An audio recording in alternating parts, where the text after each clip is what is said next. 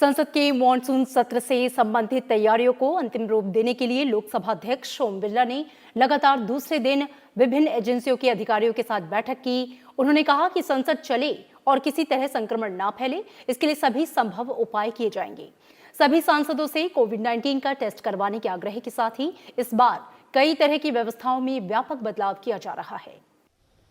लोकसभा अध्यक्ष ओम बिरला ने कोविड-19 के मद्देनजर संसद के मॉनसून सत्र की तैयारियों को अंतिम रूप देने के लिए दोनों सदनों के अधिकारियों, स्वास्थ्य मंत्रालय, एम्स, आईसीएमआर, डीआरडीओ और दिल्ली सरकार के स्वास्थ्य विभाग के विशेषज्ञों के साथ बैठक की। बैठक के बाद उन्होंने कहा कि दोनों सदनों में बैठने की व्यवस्था कोविड-19 के मद्देनजर स्वास्थ्य मंत्रालय के दिशा निर्देशों के अनुरूप होगी। उन्होंने सांसदों से कोविड-19 जांच कराने का अनुरोध भी किया। साथ ही कहा कि मंत्रालय के अधिकारियों, मीडिया के प्रतिनिधियों, लोकसभा और राज्यसभा सचिवालय के कर्मचारियों सहित संसद भवन परिसर में प्रवेश करने की संभावना वाले सभी लोगों को सत्र शुरू होने से पहले कोरोना संबंधी जांच करानी होगी। संसद के सत्र की व्यापक तैयारी शुरू कर दी है।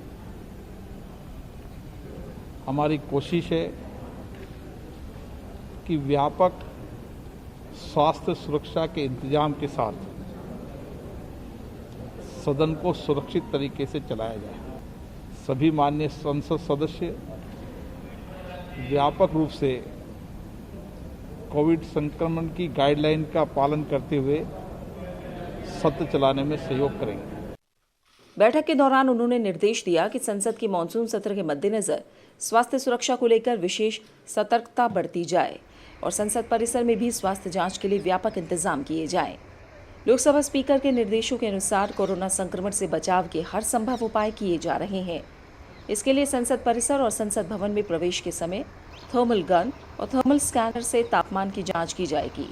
इसके अतिरिक्त संसद परिसर में सैनिटाइजेशन की व्यवस्था की जाएगी।